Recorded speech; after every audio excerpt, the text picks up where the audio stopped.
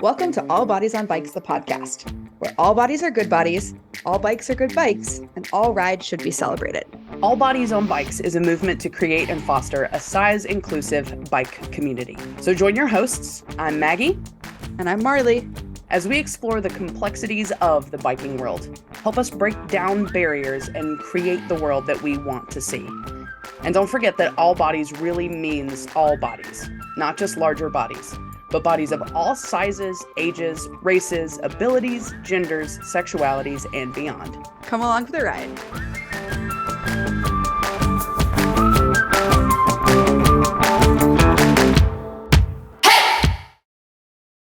Hey there, Maggie. Hey, Marley, how's it going?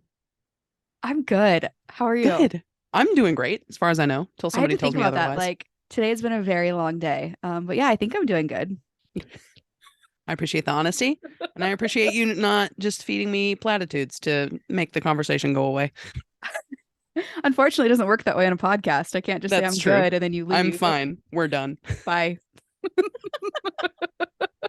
No, but really, like in real life, my filter, like I think disappeared during COVID, and people ask me questions. And I'm just like almost too honest sometimes. Like when I finished Steamboat Gravel and they asked me how I was feeling and I told them my butthole hurt. So I'm working on being honest, but not to the point of shutting down conversations. Unless they need to be shut down is my one thing, because there are sometimes I've answered that question to make the person go away, and it's been very effective. Yes.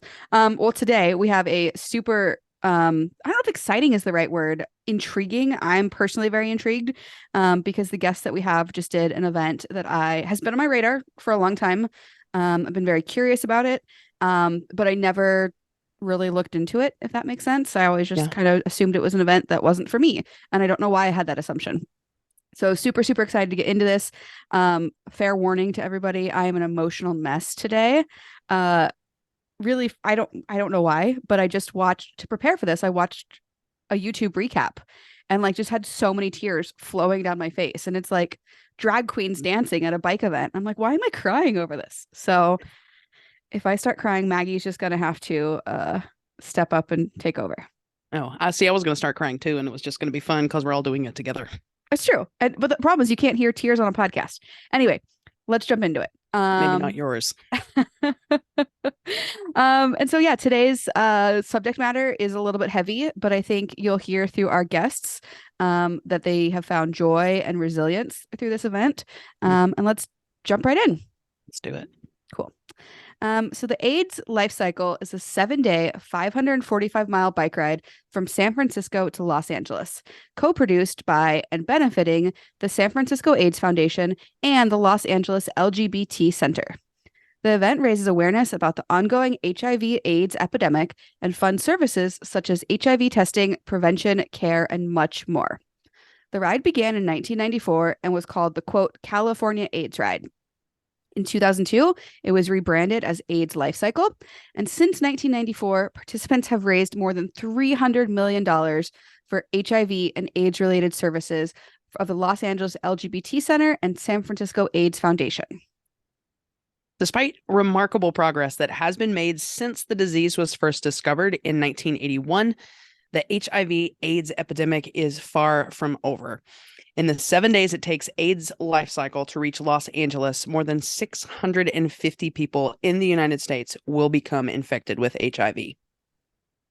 Yeah. So let's go ahead and introduce our guests. We've let the cat out of the bag. They did the AIDS LifeCycle ride, and we're going to be talking all about that. So we've got Emily and Sarah Jane, also known as SJ. So wait, am I introducing Emily or are you? I thought you were. Okay, I can do it. You asked how to pronounce their last name, and I didn't pay attention. It's okay. Schaldach. Schaldach. Emily Schaldach lives in Reno, Nevada, and is so thankful to have the desert, big lakes, rivers, and mountains nearby. Emily grew up in Durango, Colorado. I was just there last week, and started racing bikes in middle school. She continued to race through college and into a professional career. Emily currently loves cyclocross and is rediscovering her love for mountain biking. Emily is a freelance writer for publications such as Velo News and the Escape Collective. However, she is most proud of her weekly Substack newsletter called Too Many Socks, Ooh, we're gonna have to sign up for that. We'll definitely put a link in the show notes to that. She also coaches athletes, conducts research at the university, and swims any chance she gets. We love a swimmer. And we do. I am proud to introduce Sarah Jane, also goes by SJ. She, her pronouns. And SJ is a public health professional by day and a maker that you can follow at Mount Rose Alchemy by night, residing in Reno, Nevada. Having been off a bike for nearly 15 years after doing the AIDS LifeCycle, a 545-mile ride from San Francisco to LA, she put her bike away and pursued other life interests. Moving to the Great Basin, she was re-inspired to get back on two wheels to explore the diverse terrain in Nevada. And in 2021, she started riding again as a casual cyclist with an interest in gaining experience and building confidence to not only get back on the road, but also ride gravel, mountain, bike pack, and even take her pup, Osito, out on bike adventures in his bike trailer. Amazing. In particular, she was inspired to be a part of a community around biking that felt welcoming to those who have been underrepresented in the outdoor adventure and cycling world with varying levels of experience. She helped co-found the Reno chapter of Radical Adventure Riders, a movement towards gender inclusivity and racial equity in the cycling and outdoors community.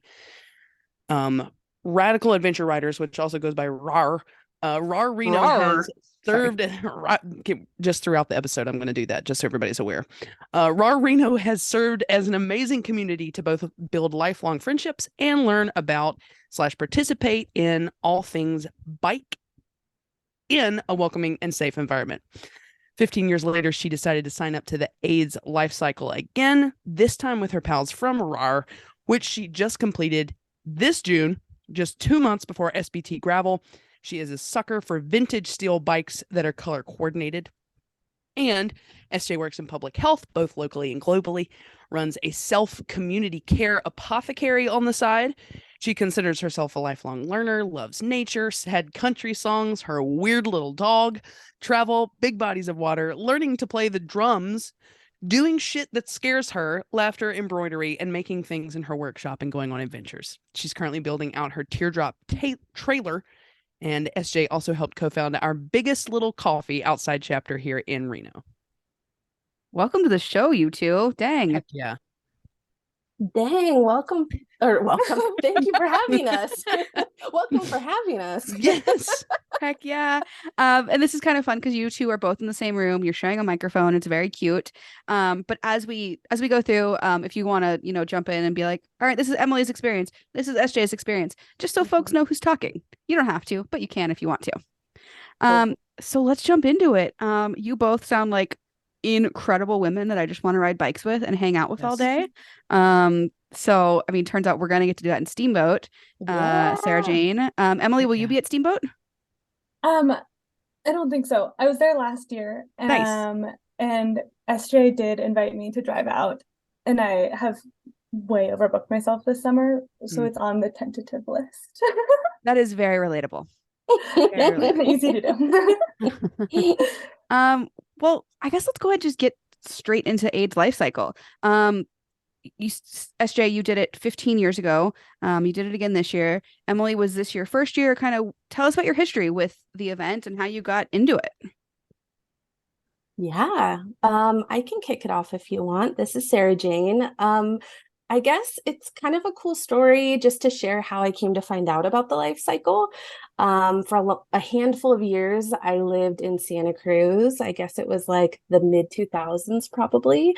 And I worked at a sweet little coffee shop called the Ugly Mug, which I'm still a big fan of and close to and go visit whenever I can. And one of our favorite days of the year was when the LifeCycle would roll through town on day 2. And so it was, such an amazing experience for all the reasons that Marley had, started to talk about with the recap video. But essentially, we would create signs, have a dance party out on the block, give away free coffee. And the Ugly Mug is definitely a queer-friendly coffee shop. And so I think it was also this wonderful opportunity to just see basically a huge queer bike parade come through town, have a dance party for the folks and make good tips. And so Yeah, for a handful of years, this was just kind of the awesome day to work. All of us loved it so much. And then one year I was like, wait, we should do this. I love that. So yeah, Yeah. 15 years ago, somehow I convinced some of my coworkers then to do it with me. I had a very ill-equipped bike at the time, but we somehow raised the funds and decided to do it. We called ourselves Team Ugly. And then Steve Volk, who owns the Ugly Mug, he continues to give away free coffee. They've since changed their route, but he actually goes out to where the route is now and still gives away free coffee and has done the ride a couple times himself. So yeah, that's how I came to find out about it. Yeah, so cool. And then SJ and I are both part of the Raw Reno group, and SJ actually brought it up to the group, and I'd heard about it in the past, and some of my favorite people had done it before and just only had good things to say. And since we were a little bit closer in proximity and had some good momentum and a good group to go with, I jumped on board pretty quickly. Mm-hmm. Yeah, I think Emily was the first, you and Johanna, to be like, hell yeah, we're in. When someone said it was a 7-day queer bike parade, I was like, yeah, that lines up. Like, Yeah. let's go. It's like, oh, go ahead, Maggie. It turns out that you don't bike people, you don't have to twist their arm too much to get them to just be like, sure, I will do that. That sounds great. Totally. Then they realize what they signed up for, right? The deeper we get into it, like, oh, wow. Yeah. You've got the ebb and flow, because you start out with a, yeah, sure, let's do this. About halfway through, you're like, I hate everybody that got me to do this. And then at the end, you're like, no, I had a good time the whole time I was there. I was never upset about it. 100%. And then you try and get all your friends to do it. Yeah. Exactly. Oh, yeah. And only remember the best parts of the whole thing. Yeah, exactly. We also lost some people along the way. Yeah. Oh my gosh. Our team shrunk a little bit, but okay. where was it so wow, words, Marley. We'll get into this, but the distance is kind of daunting. Like there's a day when you ride over 100 miles with like 4,000 feet of elevation gain. So like the atrophy of folks, were they just kind of like, this isn't the right thing for me, or their bodies weren't able to do it? Kind of mixture of both. Yeah, well, we lost some. Well, there were 2 stages of atrophy. The first stage, way to break it down. Yeah, mostly in regards to like the fundraising and the time commitment. So before the ride even started, we had some team members like get a new job and they couldn't take a full 7 or 9 days with travel off of work, or the fundraising was too intense. Because you do have to raise $3,500 just to participate, which is a ton of money. Once you start looking at like $10 donations, it's like, wow, this is a lot of money, a huge amount of money. And it makes sense that it's a benefit ride and like it goes such good places, but it was actually a huge push, I think, for everyone to make that much money. So that was atrophy stage 1, was just getting to the start line. And then atrophy stage 2 was like during the ride. There were some long days, but there was also like one of the coolest parts about it was the support systems in place.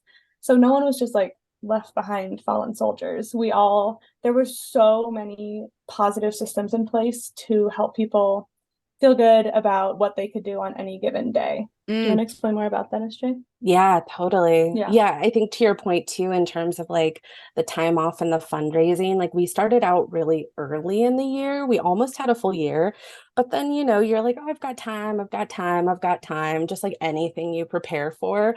So by the time you realize how much it takes to like really tell your story, which I think is key to the fundraising, and then get in your training rides, which like never feel like enough, right? Yes. Then you're like, oh, 6 months, 3 months. Okay, this isn't happening. People still do it. It's amazing to see how people pull it together from, various backgrounds and teams across the ride. But yeah, just kind of on that piece, there was a lot of moving parts to navigate that I think started to feel overwhelming for some folks, which is totally understandable. And then, yeah, on the other end, as Emily was saying, there was so much rad built-in care with the LifeCycle. And I think that was something that I had vague memories of when I did it 15 years ago, but really stuck with all of us, I think is fair to say, is like you work so hard writing. You also work so hard as a roadie, and the roadies are the volunteers, right, who do everything from helping lug around your stuff and get you set up with camp and feed you and, do the sweeps and the SAGs and all the things. But you also are so cared for. So when I was telling folks, you're always having people who like stop to help you out, whether that's like setting up your tent or carrying your luggage, or like they can see that maybe on day 3 you're like defeated, right? You're like, how am I going to get back on my saddle today? And, they're just like, you got this, you can do it. But then there's also like a whole system of care. I mean, we had, gosh, like a whole healthcare team, in addition to there was a massage clinic, an acupuncture clinic, a sports med clinic, a chiropractic clinic. Wow. And you're fed. And my body was busted by day 3. Like I was already dealing with stuff, but like by the end, I was like sobbing and hugging my physical therapist who was taping me up every morning and every night, who was just like, you can do it. You're going to go out and do your best. So I think that whole circle of care, just you felt so taken care of. Mm-hmm. It sounds like it would be crucial, because I've done long bike packing trips, and you're right, your body does fall apart. But the benefit of, being on your own is you can choose whether or not to ride. But when you're doing a 7-day ride, it's like, no, you're getting on your bike. Mm-hmm. Yeah, totally. But it was such a positive thing too, of like, you just do what you can on the day. Like Mm-hmm. you decide you want to SAG, and they're like, great, go hang out at the little place where all the bubbles and candy are, and then we'll come pick you up in 30 minutes. Like it was just so welcoming, I felt. And there was they were just like, yeah, do whatever you can do. Like, thank you so much for being here. And I thought that was cool. Everyone was just like, so people would come out onto the street from the communities and just be like, thank you so much for riding. And the roadies and the volunteers really just had that same messaging of like, thank you so much for showing up. We're going to get you to camp. We're going to get you fed. We're going to get you taken care of, so that you can do whatever you can the next day, whether that's like skipping a day of riding or riding halfway. And the systems in place were really, really impressive. Mm-hmm. That's really comforting to hear, because I think, at least even for me, it's intimidating to think about riding that far. Your comment about the community coming out. So that was actually when I started bawling on the YouTube video, is they had a woman who had a picture of her brother who had died from AIDS in like 1992 or 1995, I think. And just all the riders coming up and hugging her. And it really kind of just sent that personal message of like, yeah, this is like a queer bike ride, but it's really about so much more. I would love to hear like, why the AIDS life cycle is important. Why do we need to keep doing it? I think a lot of us think about AIDS and HIV as like a thing of the past, but it's clearly not. So why is it important to do this ride? Mm-hmm. Yeah, I mean, something I can share is that, something I really appreciated as someone who has done HIV testing and counseling and worked in reproductive health is HIV and AIDS stay central to the ride, right? And that was something that I was like curious about when I first did it, but since then have worked at Planned Parenthood and have done, research in reproductive health and justice, and worked within that field on and off for some time. But it is so central to every aspect of the ride. From there's a group of positive peddlers who do all of this incredible work on ending the stigma around HIV and AIDS. There is a candlelight vigil one night where the incredible Sisters of Perpetual Indulgence come out and guide us through a ceremony. There's Red Dress Day, which is the day where everybody wears red. And the original idea with that is that as we ride, I think this year we had 1,500 riders, which is on the smaller side actually for the LifeCycle. But the original idea of that was that that route would sort of look like the AIDS red ribbon as you ride, right? And then every night there's also camp. So camp is just amazing. You get this hilarious report, and not so hilarious sometimes, of how the day went. Sometimes we get a talking to if you didn't follow the rules on the road. But we also get to hear a lot about the social determinants of health, right? And the ways in which HIV and AIDS have impacted folks, and where the money raised goes. And a lot of that is personal testimony. And so, yeah, I guess as somebody who comes from the public health world, that felt so important to me that it wasn't just sort of like a one and done, but it was like, we're really connected to the reality, right, of HIV and AIDS, but also all of us are writing for different reasons.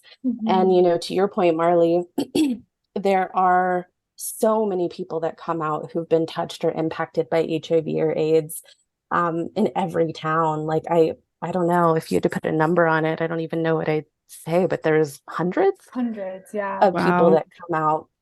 Yeah. Yeah, so that's also has to be very impactful, right? So yeah, I guess one of the things I really, really appreciate about it is that it stays very central to the ride itself. And as much as it is so fun and so celebratory too, because I think it's heavy, but I also think like, there's a lot of discussion about people living and thriving with HIV too. And there's so many fun elements to it as well. But also just kind of the reality and the depth and the complexity of HIV and AIDS, I think is really central. I don't know. What else would you add, Emily? Yeah, totally. I think that was a great description.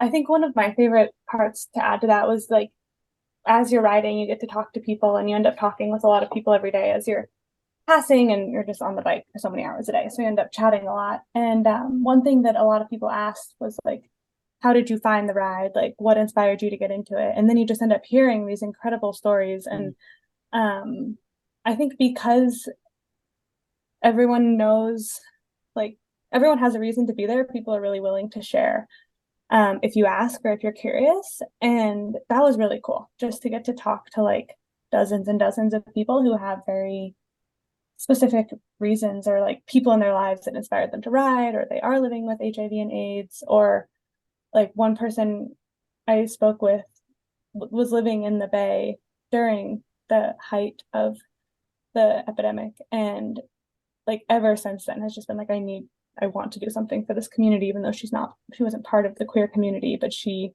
had been following this ride for so long, and just because she'd like been in proximity to it, she felt very pulled to come and ride and raise a ton of money.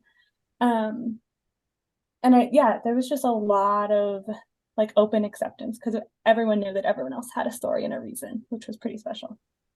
Yeah. Thank you for sharing that. It reminds me, I just finished listening to this podcast called Fiasco. I think it's only available on Audible, which isn't my favorite, for reasons.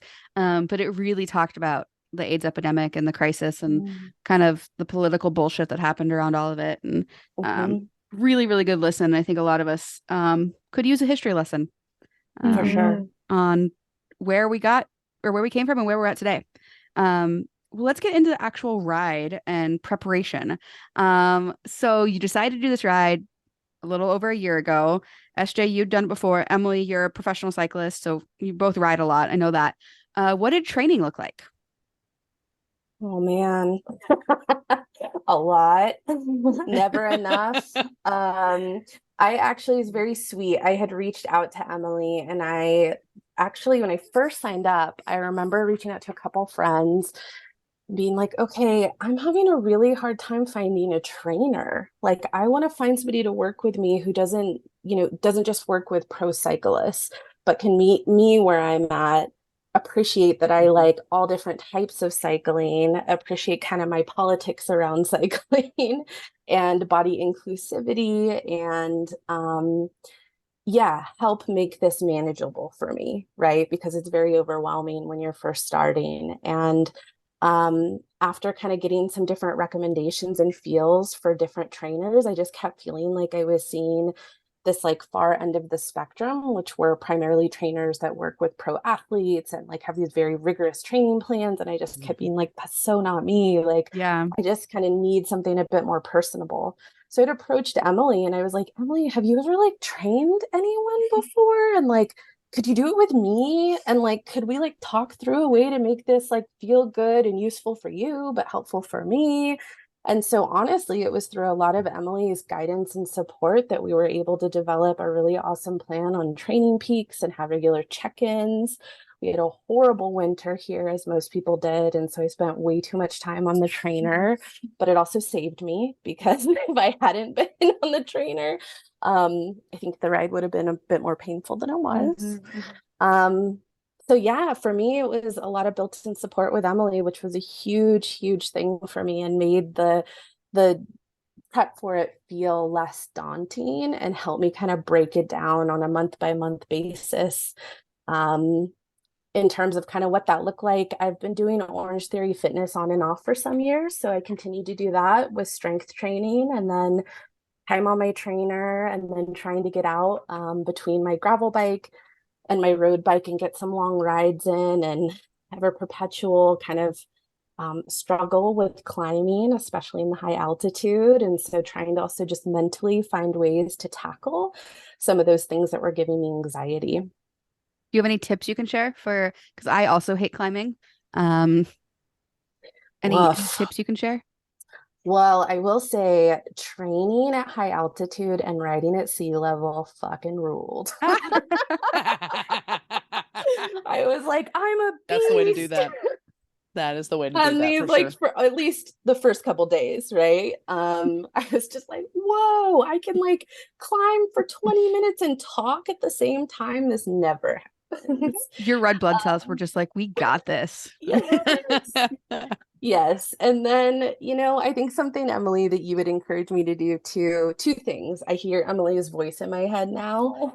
One is, make it your ride, right? And so really, and Marley, I just heard you talk about this on a previous podcast, but I'm a solo rider for the most part too. So like, I love to like cry on my bike and feel all the things and stop and smell the flowers. Yes. And right, all the things. And sometimes I feel the pressure of other people around me, and that can be challenging to just get grounded into the experience.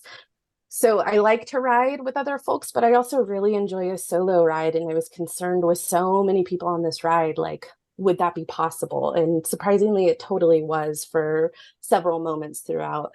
But that was something too that Emily had sort of told me early on was like, really make it your ride. What do you want out of this? And how do you make it feel good for you? So I think I channeled a lot of that. And then I think the other thing you had told me was try to work with the hill. And I was like, I fucking hate a hill. But like, but I had to, it's like, it's not going anywhere and hating it's not helping me. Right. So yeah. That was a big piece in addition to like working on some breathing techniques, which I feel like I'm still working on, especially with high altitude. I went on a ride a few weeks ago, a gravel ride. And I was like, oh my God, like high altitude, here we are again. It was so hard. Well, we'll get to do it in a couple months, or not even a month and a half in Steamboat. Yeah. So, well, like Emily, weeks now, isn't it? No, don't say that. I'm sorry. No, it's several months from now. I wish. What about you, Emily? Yeah. Yeah. Well, one of my favorite parts of preparing for the ride was getting to coach. I coached SJ and then a few other people on the team and just helped provide some guidance. And I felt so honored to be asked. And at first I was like, yeah, I'll totally find you someone to coach. And then was asking around and I was like, am I someone? Like, can I do this? And it was I just felt so honored and validated. And it was cool that I felt like I had the knowledge to fill a gap that was like, how do you get into cycling as an adult? How do you even plan for this kind of ride? What is the training that you need? And just because I've been so fortunate to be in the sport for so long, it felt so good to me to realize that like I do have a big depth of knowledge and if I don't know the answers, like I could find them, or I knew the people to ask. And that was actually one of my favorite parts of this whole experience, was learning that that's something that I really enjoy doing and hope to do more of, because it's just that specific niche too of like helping people get into the sport without having to pay so much money for a trainer who like has this very regimented schedule and has very strict expectations and rules, I think there's actually a huge swath of people who could really benefit from just having like some guidance and support, because there's so many questions. Yeah. Just so many questions. And I think that it makes a difference when you have someone that you can just have answers to. So for me, that was super special to be. Well, maybe we'll bring you on for another episode and I'll just ask you all the questions that people Yes. ask me in my DMs. Yes, let's do it. That would be so good. And all the questions, Marley, because we got deep on the life Oh my cycle. gosh. I learned. Yeah. Like day 5, we had a like solid 20-minute conversation with the whole group simply about chamois butter. How much, how often. Oh, yeah, I sure. learned about labia tucking. Never heard of this before. Yeah, Tell me more. Exactly. I really can't, Marley. It's still kind of lost on me, but apparently some people do it. Okay. If that works for you. Different labia shapes. Yeah. Sometimes you got to tuck them in. Yeah, that's true. A little tucked away so you reduce the friction. Yeah. No, that totally makes sense. Mhm. Yeah, because labias are very different. Every labia is Yeah. unique. I'm just listen. The shirts This in is my true. mind right now. Yeah. That's all that's happening. Add that to the All Bodies on Bike. Reduce the merch, friction. the brain dump that we have going. You know the butt shirt that we made? That's great. Yeah. What if we just did all That's labias the on next bike? April Fool's Day shirt. Yes. Oh my god. Yeah. Love. Yes. That's awesome. Oh goodness. Yeah. Okay, well, Anyway, lots of questions. If people need I love it. answers. yes, they so do. many questions. And I think, we could talk about this for hours. I really want to know about how you pack for a ride like this, because when I was watching the YouTube video, there's like safety day, there's red dress day, there's like all these themed days. Like, how do you know what to bring? And like, did you guys go full costume? How many pairs of bibs? Tell me everything, because this is on my list for next year. Spoiler alert. Amazing. Yeah.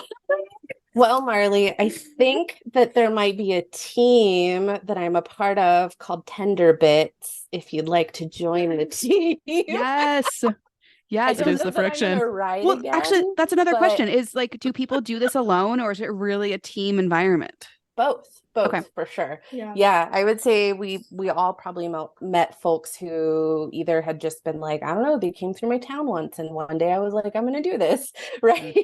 Or had like thought about doing it and couldn't find anybody else to do it with them. And then folks that have ridden for like, gosh, there's some people who have done it for like 20 years in a row. Wow. Yeah, pretty incredible. And really long-standing teams too. Yeah. Like teams that are associated with, whether it's like a organization or a company or like a work thing, which is cool. But there was lots of good team energy too. Like many matching kits. Matching kits were phenomenal. Yes. What were some of the best ones? Gosh, just so many good team names. The Queerdos, Puro Pinche Poppies, I think of another one. But also like I think I realized very quickly that I did not prepare and could not compete with like all the fabulous queens on the trip, right? Like the outfits were just unbelievable, and the attention to detail. And I think for us, even though we were like part of a Radical Adventure Riders group, I mean, it was like a hustle to get our stuff together. And so we didn't have matching kits or t-shirts. We kind of just were like, we're gonna do this, but there's a lot of effort that gets put in to the t-shirts, the teams, the little bike license plates. There's also a lot of corporate funding though. We were like, this is a pretty, like, you fundraise, and it's not, once you finish the fundraising, then you don't pay for anything on the ride, but you do really need, like, you pretty much need 7 kits, which is a lot. It's a lot of bibs and a lot of kits, and you can wash stuff and hang it out to dry, but like one of our teammates, it was a very cloudy year, and so like their kits just simply didn't dry. And that's a problem. You can't like put on a damp chamois and expect to have a great day on the bike. So yeah, I think that the packing was actually very intensive. I like jokingly pulled out my small duffel bag and started, and I was like, oh no. We need the 90 liter. Like, this thing is going to be packed to the brim. You need sleeping bag, camping pad, like headlamp, camping stuff. They provide a tent, but you need things to camp, like lots of there's showers there, so you bring like toiletries, towels, stuff like that, and then 7 kits with costumes. And some of these people had like Unreal. Full on gowns. Yeah.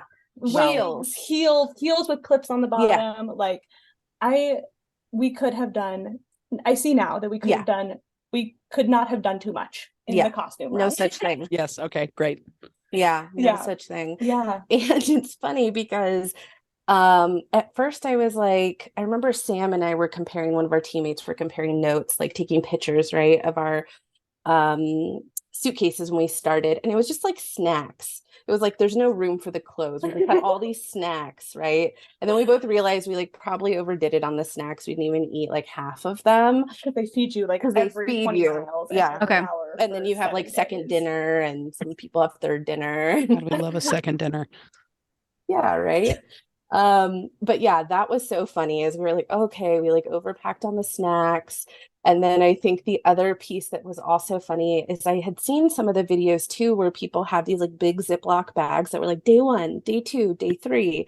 And I wrote to Steve, the owner of the Ugly Mug, who's done it before. And I was like, this seems excessive. I don't pack anything like that. And he's like, SJ, you have to remember, like, you're getting up, it's dark, it's cold, and you don't want to like dig through all your stuff with a headlamp. And actually, I did set my stuff up like that. And it was like the best decision ever because I didn't have to think about it because you're also so tired.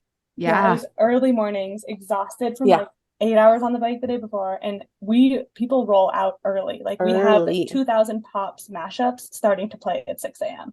Like out of the tent, feet on the ground, get yourself to breakfast, and then get in line to leave. It was pretty, like the latest you could leave was 8.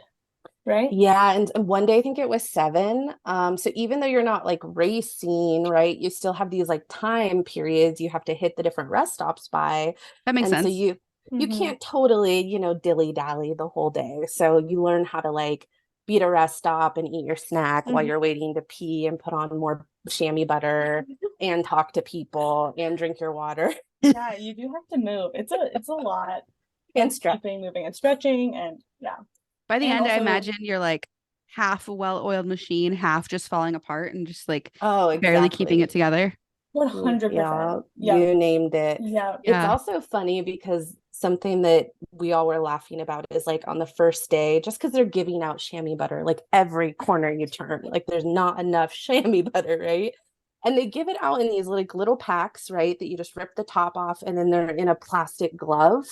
And so at first, the first day, people are like, oh, excuse me, and like go into the porta potty to like put it on. But by like day 3, just everybody has their like greasy ass hand in their pants in their kit while they're eating their snack, and it's just like rubbing it all around. And you're like, yep, we're fam now. Like I saw you at the butt clinic yesterday. Like, I know it's a hard ride. Yeah, for sure. SJ, I'm going to depend on you to talk to our Steamboat Gravel team about the glories of chamois butter. Yeah, I will do my best. I had a whole new appreciation. I mean, I feel like the other thing they had in the medical clinic where I was like, I think I've been doing this wrong, is they were like, don't put it on your body, put it on your on the chamois. On the chamois. I disagree with. Yeah, personally. Tell us why.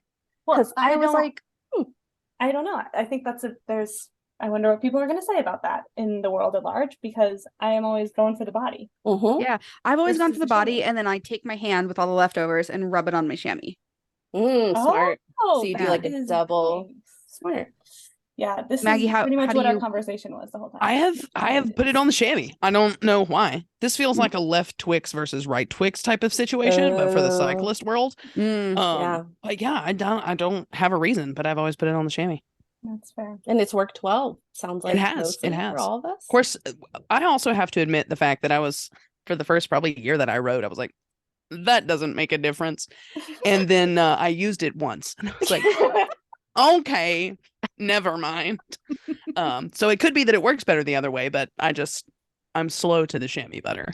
Yeah, fair enough. Okay. That's all right. Okay, well, we've covered a lot of stuff already. But This is the All Bodies on Bikes podcast. Would love to talk a little bit about body inclusion on the ride. And, was there diversity of riders out there? Was it your typical cyclist? I think I know what the answer is going to be, but let's chat about it. Yeah, this is Emily. It was so interesting because I feel like it both was a very diverse group and was not a very diverse group at the same time. The vast majority of people were gay white men, cis gay white men, I would say, was the vast majority of the ride. And they were gay, so they were very fun and flirty and had great costumes, but there was still like a very dominant cis male energy. Sure. And I do think that the LifeCycle is putting energy into like diversifying that group. But in terms of like body inclusivity, I think it was actually very different than a lot of cycling spaces I've been in, which was cool. And a lot of people actually like get into cycling through the LifeCycle, which is absolutely bananas to me. Because like as someone who's ridden a lot, I'm like, this is a really, really hard thing to be the thing that gets you into cycling. Like, yeah. I don't know if this is like gonna set you up to love it, but a lot of people do. They're like, I did this 20 years ago and now I bike every week. And so there were just people from like all swaths of the cycling world, very different, like big age range, big diversity. Yeah, I would say there was like a general diversity of genders and body size, and everyone was gay for the most part. So that was fun. But yeah, what would you say, SJ? Yeah, I think so too. I think I've not been in probably as many sort of official ride spaces, but for me, I definitely felt that there was just this general appreciation for people showing up as they are and celebration of that, from like, there was like skinny dipping happening at some of the rest stops and in the ocean. There was dance parties. You like could not climb a hill without somebody in a non-condescending way being like, yes, queen, get it. And it's like, that's the only time I want to hear that. It's from that dude, Yeah. And so, and actually that reminds me, on the second day, which was we rode from Santa Cruz to King City. It's the longest day. I think it's just over 100-mile day. But there was like a bit of a climb, not that wild climb that was like the 15% grade. It was like not that bad, but definitely climb. But I remember looking over and there was this guy that I was climbing next to, and we're both just like in it, right? And he like looks over at me and he's like, girl, thick thighs save lives, but damn, they make it hard to get up these hills. And I'm just like, see, this is what I want. Like this, I love him. And he was this beautiful man who was fit as hell, but also curvy, And I'm like, yes, I know. So I just feel like there was a lot of sweetness in that way, absolutely. too. I totally agree. Yeah, the commentary was so good. That's amazing. We might be setting a record for today. I get goosebumps whenever like something moves me, and I've had goosebumps like probably 15 times already. So I'm just like loving this conversation so much. And like such a special ride. I'm glad that's coming across because I feel like we keep saying that and it's hard to know unless you've done it, but it truly is a life-changing event. Yeah. I have a friend in Seattle, and he did it. Speaking of people who just get into cycling because of it, he did it probably 7 years ago, and now he's like super badass cyclist. Yeah, but every year I see him post about his fundraising, and he's been really, really successful with that. So cool. Yeah, it's cool to see. Okay, we're gonna wrap up this topic because there's 2 other things we want to talk about. But before we do, would love to hear from each of you. If folk, and obviously we'll have links in the notes, but if folks are considering this, do you have any advice for them? Yeah, I would say start everything early, like fundraising, start that early, training, start that early, get your bike fit early, make sure you have the gear you need, start accumulating kits and costumes, because even we started early and it still felt like a bit of a scramble to like get everyone on board, and the logistics, like there's just it's actually a huge thing to go somewhere for 7 days, and like point to point rides are kind of complicated. So you have to figure out like who's dropping you off, who's picking you up, where is all the transport? And LifeCycle does do a lot of help around all of that.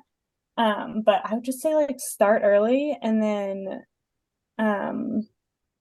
yeah, I also feel like a good thing to remember is like the prep was hard, but then once we got there, it was very simple. Like the cycling was hard, but they are so on top of logistics that like you show up and all of a sudden it's like now you just get to play. And it's like summer camp where all these people are hanging out and everyone has put so much energy in to get to that moment.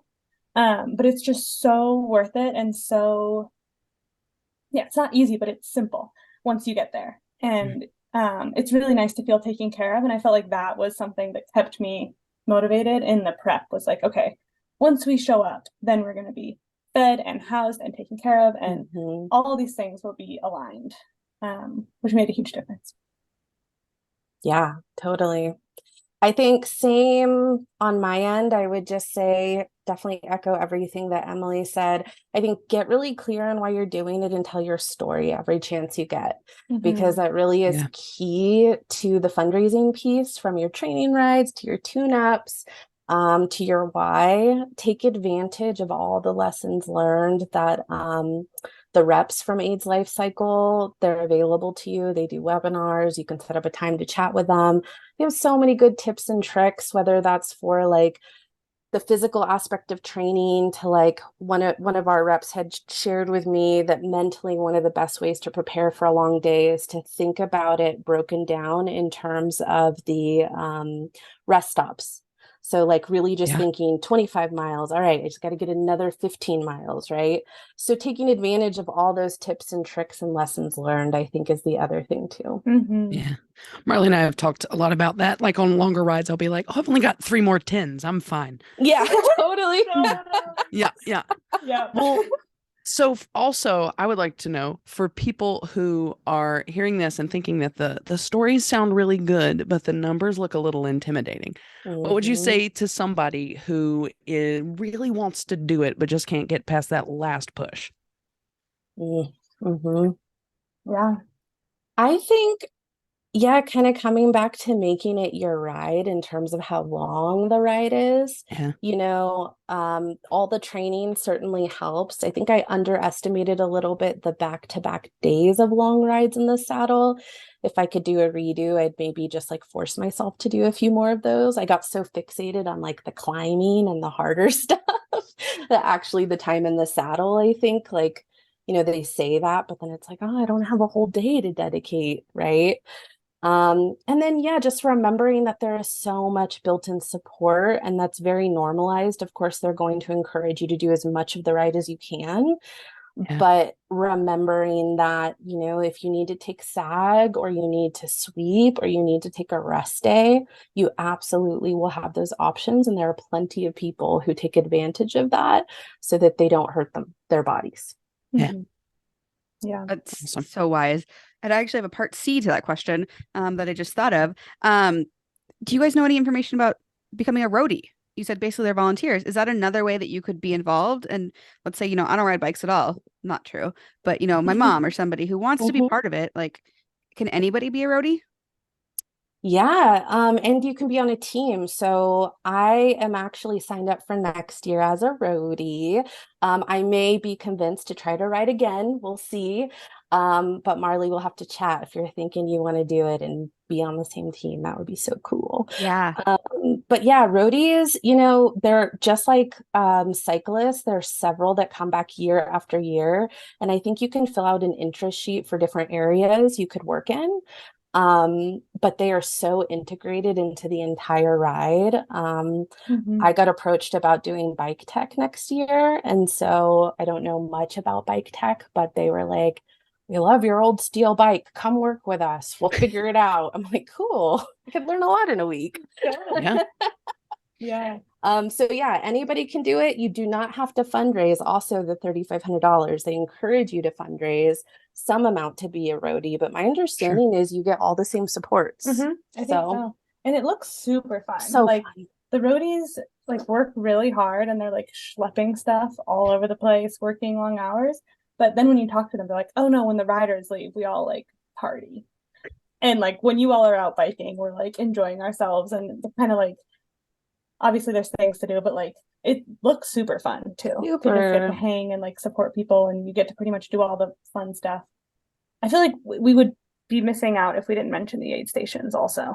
Yeah. Because so the aid stations are like truly, I've never experienced such a thing, and such a thing like 5 times a day. So every single one has a theme, and the roadies will be full, every single person will be in full costume, and they will be like communicating with you, playing music, sharing things that align with the theme. So and it was like so cool, notch themes. And so there were times when like, I don't need water, I don't need food, get me to camp. But I'm like, I gotta stop because I need to see the themes and I need to see the costumes. The performances, like people on stage going 100% dancing in full costume, like every aid station. So it was just and that is something you can sign up for as a roadie, is just like serving people food, dancing, and like hanging out on the side of the road by the ocean all day.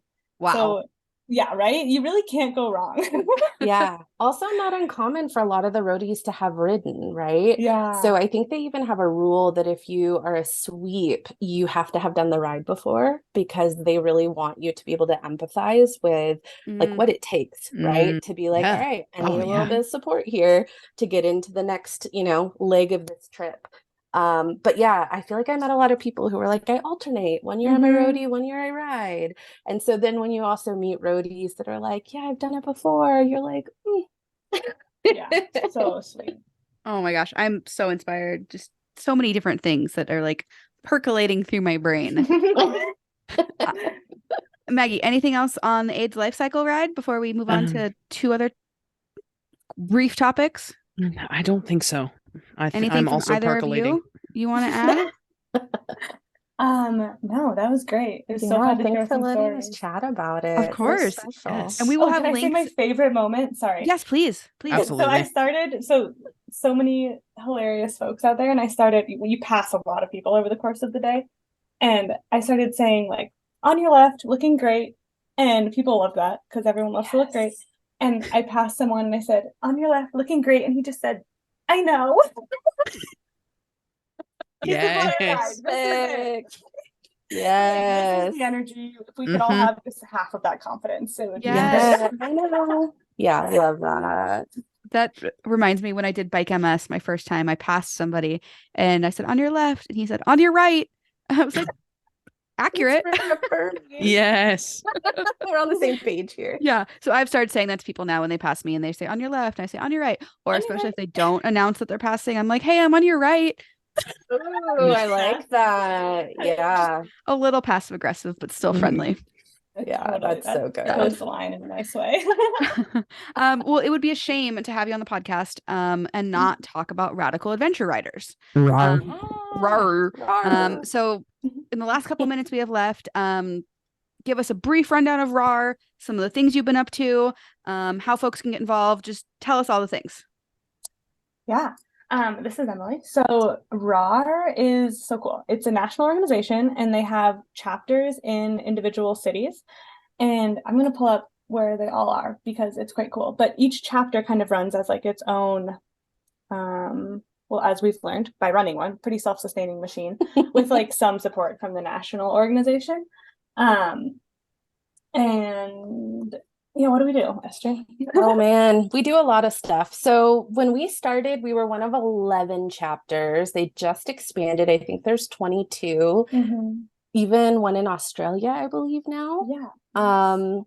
But yeah, it really is up to each chapter. The whole goal really is creating a network of folks that center folks that identify as femi, trans, women, non-binary, and centering BIPOC folks as well. And so I'd say all of us who are part of, our Reno group here, were drawn to RAR because we had felt in one way or another, underrepresented in the outdoor adventure world or cycling community. Our membership, I think we have like, how many people in our core team? Like around 10? Is that fair to say? 10 like leadership core people. And then we probably have like what we would consider members, which means like they've kind of read our principles and our ethics and show up to various events. Within like the folks that have signed up, probably close to like 50, but that also means that sometimes we have 2 people show up to an event, right? And then other times, I don't know, we've had like 15, 20. Yeah. So it really varies, as you can imagine, too, on the West Coast between the heat and the smoke and the winter. We have to pivot often with our rides. But yeah, essentially, we put out a calendar every month at our leadership team, and we have some staple events we do, like Coffee Outside, which I know we'll talk a little bit about. Shred the Peeve. You and Johanna do that. Yeah, we've been doing like mountain bike rides, and we kind of split things up too to make it like inclusive for people at all levels of cycling. So we have like intermediate mountain bike ride, and then like beginner skills day. And then we have like, we're just gonna go craft at a brewery because some people just want to do that. So we really try to like listen to what people want, pay attention to what people are showing up to.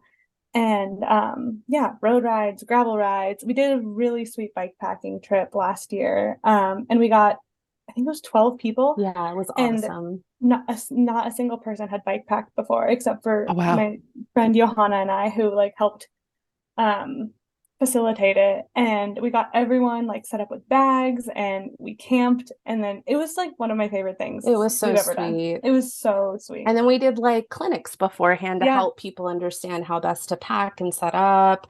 We all rode out together. It was no drop. We set up camp, rode back together. It was not a super long ride, but it was like a great intro ride. Mhm. But I think we did like 40 miles. Yeah, It so was like not really with a small. fully loaded bike, like Yeah. That is wasn't easy. plenty long enough. Yeah, yeah. No, it was fun. It was sweet. And It was everyone, really it was cool. like this one of the sweetest things I've Yeah. ever seen. It was so fun. So we're always looking for new ideas though, too. Yeah. It's been And I sweet. think, yeah, at this point it's like really varied. We have an intro to mountain biking clinic. That's something I'm really excited about. Our friend Mackenzie, who was on the leadership team and got kind of busy with life, has been like a competitive mountain biker, is probably fair to say. And as I, have just sort of taught myself to ride on gravel and mountain, I'm like, I feel like there's some stuff I should maybe know about this. And so we're gonna have like a real intro to mountain bike clinic. I just started Dirt Church, which is just like gravel or mountain once a month, and that can be varying levels. Oh, and then we have a gear library. The other cool thing Yes. that we're building out is trying to like have a library of stuff so that if someone wants to borrow a bike or borrow gear, whether it's like bike packing bags or like, hey, I really need a new saddle, do y'all have any shoes? We take donations from people, and whether it's like used stuff or new stuff, and have been working really hard to get that organized so that anyone who's interested will not be turned away for lack of funds or gear. So cool. Oh, I'm just like, my little heart is so happy. It's funny. I was in Durango last week, and I got to hang out with Sarah Swallow, who was part of the original organizing team for WTF Bike Explorers, which turned into Radical Adventure Riders. And her and I just gushed for like probably 20 minutes about all the chapters and all the cool stuff you guys are doing. And just like this little seed that they planted probably 5 or 6 years ago has really grown into this like life-changing thing for so many people. So Yeah, it's thanks for doing the work in Reno and creating an inclusive community. Yeah, it's and been well received. it's been so sweet. And I'll read the list if people listening are curious if there's one near you. Albuquerque, Asheville, Atlanta, Austin, Australia at large, apparently. It's a continent. The whole country. It's a continent. Yeah, right. The continent. Just the whole place. Bay Area, Boise, Champlain Valley, Vermont and New York, Finger Lakes, New York, Front Range, Colorado, Madison, Moab, New Haven, Northeast Ohio, Philadelphia, Reno, shout out, Richmond, Salt Lake City, San Luis Obispo, Santa Fe, Southern California, and Tucson. So it's expanding quickly, and that's actually covering like a good number of spots. So go find your local RAR chapter because it's so fun. And we will have a link in our bio to this, but they're all over Instagram. They've got a great website. They've got some fun merch, all that stuff. And then real briefly, I'm actually going to let Maggie ask about Coffee Outside because Maggie is our coffee person. Yeah. I love the coffee, and when you can have it outside, it's just a double bonus. Yeah. Personal opinion. So first of all, what is coffee outside? And second of all, do you have a favorite brew setup? Oh, that's a hard question, that second one. Yes, what is coffee outside? It's sort of similarly, probably more informal though, an informal network of folks all over the world that hang out outside and make coffee. Typically people that are into adventure bike stuff seem to be drawn to coffee outside. The idea is sort of having this micro adventure before you start your day, whether that's going to work or whatever it is, having a moment outside with a delicious cup of coffee. So yeah, this kind of came about as an opportunity for us to have an additional piece to RAR, and we co-founded it with Kirsten from Bikepacking MV. He had been doing some coffee outside events, and then we had a friend in town that has a local coffee shop, and he roasts his own coffee and he donates it to us. And so now we basically just sort of say, who wants to host it? Tell us when and where. We'll provide the coffee and put it out on Instagram. And yeah, it's been well received. Sometimes we do it with rides. It's open to anybody who wants to come. We had a particularly well-attended one that was like co-hosted with Ride with GPS. We had a bunch of fun prizes that we gave out to people. Yeah, so that's what coffee outside is. It happens as frequently as we can try to do it, at least once a month, I'd say. Yeah. Heck yeah. Yeah, and it's fun because it's so simple. You just show up with a camp stove, and people bring mugs, and yeah, snacks, it's simple. And oftentimes we'll do snacks. We'll go like before work, so meet at 7, or weekends we'll meet at like 9 or something. And yeah, it's just such a sweet way to see people on with their day. Yeah. Have a nice moment outside. What about coffee setup? Yeah. I think AeroPress tends to be where we land for the most part. Oh no, that's what I tend to use. Yeah, I've been a big AeroPress person for a long time. Yeah. I was asked this question recently and felt like a real faker because I actually had to stop drinking coffee because it started making me so shaky. So now I'm like, I'll just bring my tea outside. That works. Yeah, and like I can't say AeroPress without saying that I actually have not used one in a year.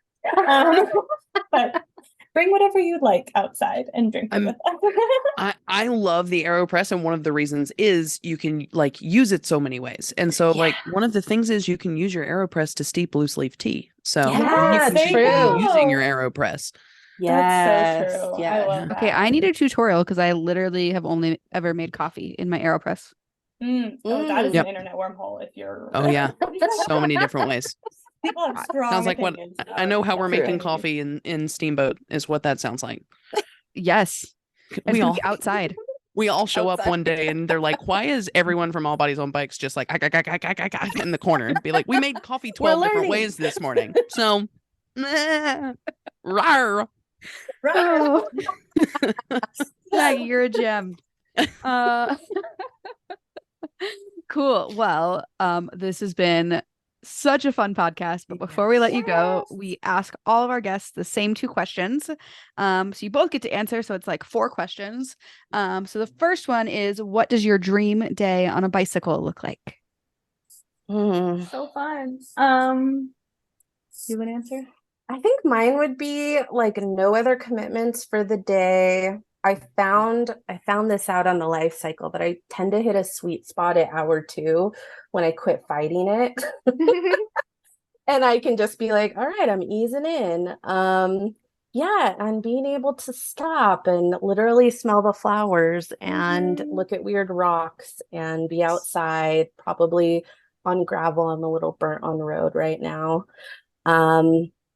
And then if there's like water to jump in after and some good snacks, I'm stoked. Yeah, it's a great answer. This is Emily. A similar day. One of my favorite things is bike packing or camping, like waking up in the dirt and then just staying in the dirt all day. So like you're gonna wake up, get on the bike, and then the only thing you have to do all day is ride your bike somewhere, but not too far.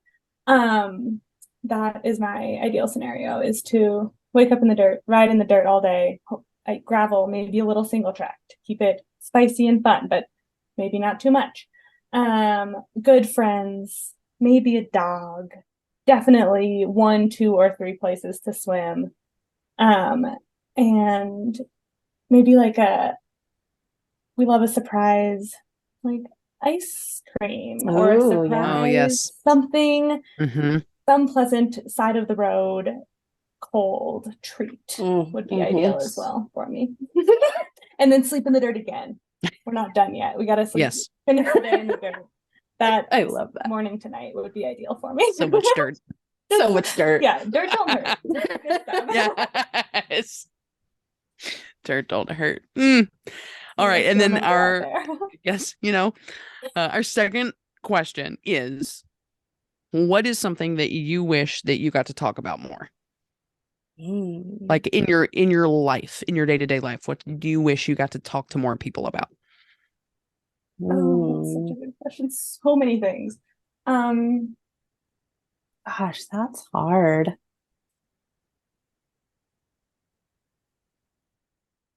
This is our goal. Yep. We love to yeah, just have a sweet conversation all the way to the end and then just hit you with a really intense question. Yeah. You're welcome. I think the thing that's coming up for me that I feel like actually the LifeCycle really did was it brought together two of my worlds, public health and bicycles. Yeah. And those are two worlds that can feel separate sometimes, even though I feel like I'm like, oh, the connection's so clear. Right. But it was a very special way of just like seeing those worlds connect. And yeah, just even on the ride, running into old friends who, were connected to public health or punk subculture stuff or whatever it may be, and being able to see that come full circle. So yeah, that intersection of public health and health equity and bikes. Yeah. That's a great answer. I'm going to pick something highly specific and take a different route here. And that is specifically passive solar architecture. Wow. Which is a plot twist for my life. But hear me out. It is so cool. Passive solar is, if we had any planning in our little human brains, every house would be oriented and planned so that you barely needed to heat or cool the house in most parts of the country. Yeah. And it's just not that complicated. And whenever it comes up, I get really excited to talk about how cool it is and how much better things could be if we had planned, instead of planning subdivisions and little cul-de-sacs, we just oriented all our houses in the right direction, built slightly longer roofs, and put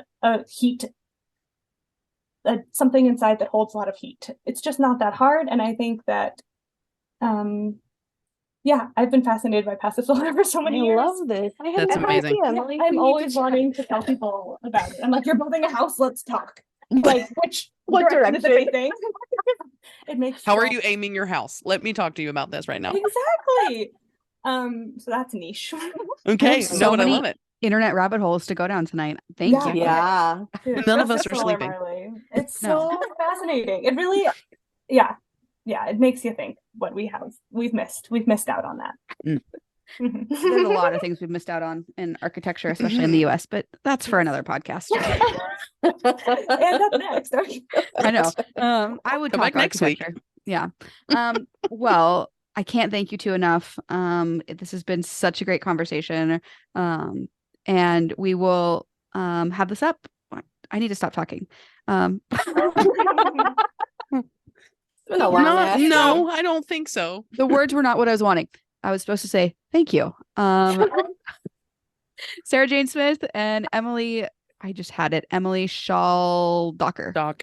Yeah. Yes. Thank it's you. A huge pain. Schaldach, thank you so much for coming on the show, sharing your AIDS life cycle experience, telling lots of folks about it. And if folks want to learn more about Radical Adventure Riders Reno, what is your Instagram handle? Or if they want to reach out to either of you, how do they find you? Yeah, our Instagram for RAR is at rar.reno. Sarah Jane, my Instagram is the one I use the most, Mount_Rose_alchemy. And this is Emily, and you can find me on the internet on Instagram at emily.schaldach. Good luck on the spelling. And then also my newsletter on Substack is called Too Many Socks, and it's a wild ride in there. So come on by if you want. They go out every Friday unless I'm at AIDS LifeCycle, in which they don't. And we will have links to all of that in the show notes. Thank you both so much. Thank you. Thank you Yes. so much. It was so sweet. We will talk to you soon.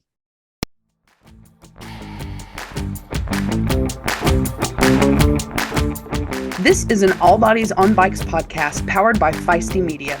The show is produced by Maggie and Marley and edited by the team at Feisty Media. Thanks for listening.